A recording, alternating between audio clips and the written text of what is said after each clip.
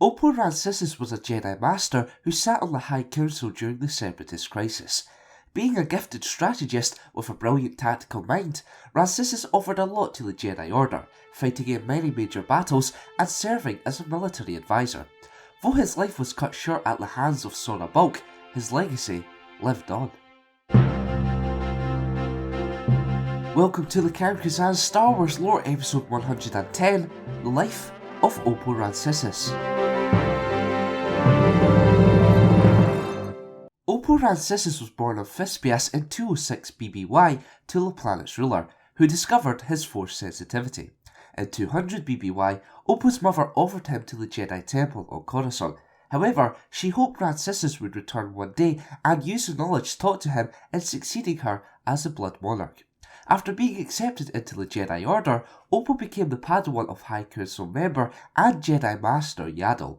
Early on in his training, the youngling proved to be a capable wielder of the Force and an adept tactician with particular potential in military strategy. In 186 BBY, terrorists stormed the capital city of Fispias and killed Oppo's younger sister, who became Blood Monarch during the Jedi's training. As the next of kin, Rancisis was offered the throne. However, dedicated to the Jedi Code, he refused and continued his training on Coruscant.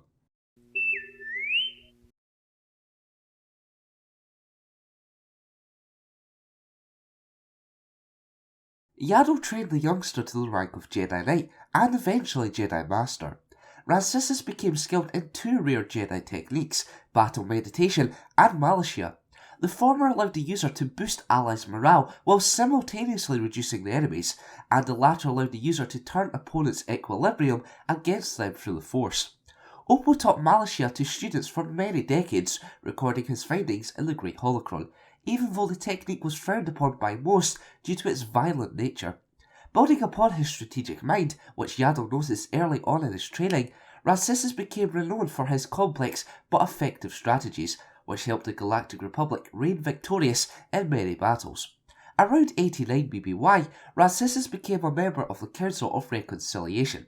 In addition, he was temporarily seated on the Jedi High Council, joining his former master. However, Oppo's position was made permanent following his part in ending the Stark Hyperspace War, where his tactics and battle meditation were vital in capturing Ayako Stark. Rancisis served the Jedi Council for decades, involving him with major conflicts like the Yin-Kori Uprising. And, not long after the invasion of Naboo, he was seated when Qui-Gon Jinn told the Council that the Sith had returned. The Jedi Master also presented a child who he believed was the chosen one. Not only did the Council find the return of the Sith hard to believe due to the fact they had been extinct for thousands of years, most members thought Anakin Skywalker was too old for Jedi training. Because of this, the youngster was denied Jedi training. Jinn was later killed by the returning Sith. However, his Padawan Obi-Wan Kenobi dealt with the threat. Along with the other Council members, Oppo attended the Jedi's funeral on Naboo. Qui-Gon's dying wish was for Kenobi to train Skywalker, which was eventually granted even though Rancisis opposed the idea, believing he was far too old. During the Separatist Crisis, where many Republic worlds joined Count Dooku's CIS, there was a shortage of Jedi Knights. This was partly due to the turmoil, which saw Yariel Poof die as well as Yaddle perish. The latter, of course, was a big blow to Rancisis. Because Jedi were being killed at a somewhat fast pace, many Padawans were knighted early. Oppo was at the ceremony where Quinlan Vos was promoted to Master, whilst his Padawan Aayla Secura became a Jedi Knight. However, the Council soon realised that too many Jedi were being promoted, so they delayed the knighting of both Anakin Skywalker and Ferris Olin. After Obi-Wan, Skywalker and Senator Padme Amidala were captured by the Separatists and sentenced to death in the Petronaki Arena, a strike team of Jedi led by Master Windu carried out a rescue mission. Oppo was not part of the 200 Jedi team. Instead, he stayed at the temple on Coruscant. Many died in the arena. However, Grandmaster Yoda came to the rescue alongside the Republic's new army of clone troopers. Shortly afterwards, the Clone Wars began. During the conflict, Rancisis became a Jedi General in the Grand Army of the Republic. Because of his tactical mind, he became one of the most important Jedi figures in the war. After months of heavy losses for the Republic, they finally had an opportunity to gain the upper hand. Voss and Secura learned that the Separatists were going to attack Kamino to destroy a fresh batch of over 1 million clone troopers.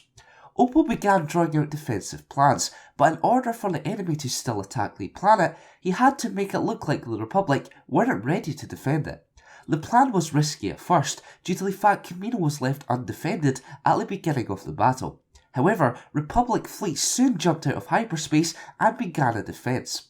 Though he never coordinated the battle, he did lead Republic forces aboard a Republic cruiser.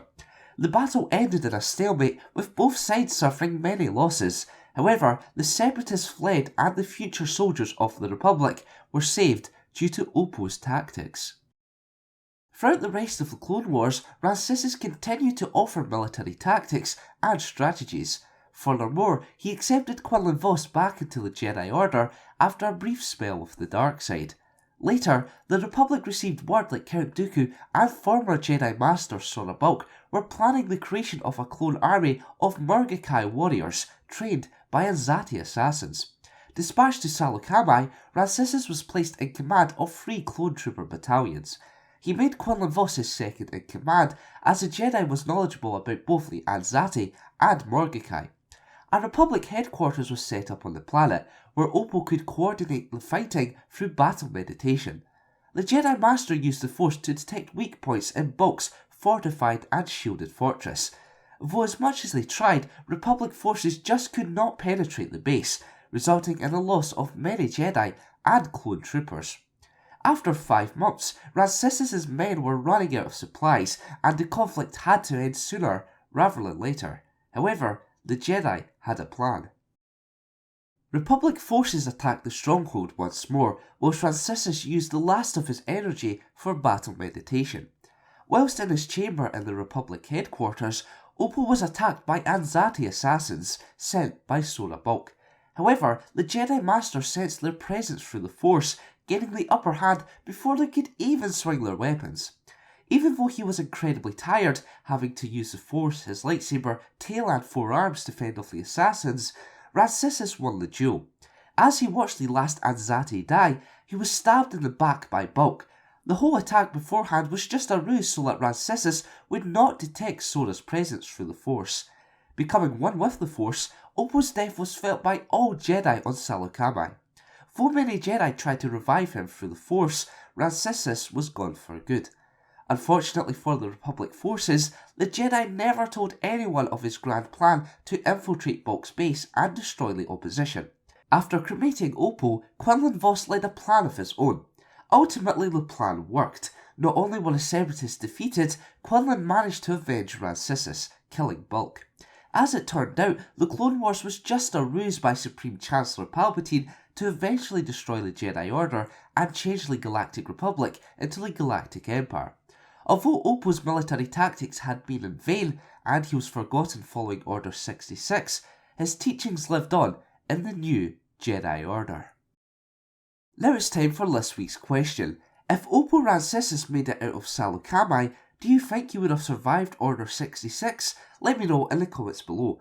Remember to vote for next week's episode by liking one of the 3 comments below, and for more Star Wars lore, keep it locked here to the Kyrgyzans. Though they had small brains, it appears the creatures became more intelligent as the packs grew, and some packs had the potential to be huge because they reproduced by fission. Is it just me, or does Oppo Rancisis look like the Grinch? Not convinced? Just think of the Grinch being on the run from silly FBI and was needing a disguise. Just slap a beard on him and there you go. It actually looks like really bad cosplay when you think of it. But anyway, I'll let you go now and stop making awful puns. But tell me, do you think it looks like the Grinch? It does, right? I'm not just tripping. Okay. Anyway, bye.